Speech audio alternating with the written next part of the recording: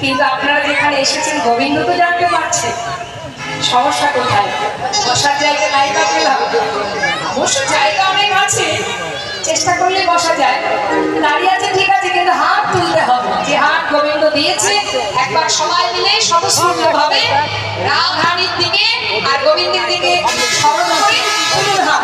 বলিয়ে রাধা রানী কি, প্রাণ গোবিন্দ কি, বৃন্দাবন ধাম কি, রাধে শ্যাম রাধে শ্যাম রাধে। মহাজন ঘটনা দিচ্ছে, দেখো আজ আমার রাধারানীর কেমন অবস্থা।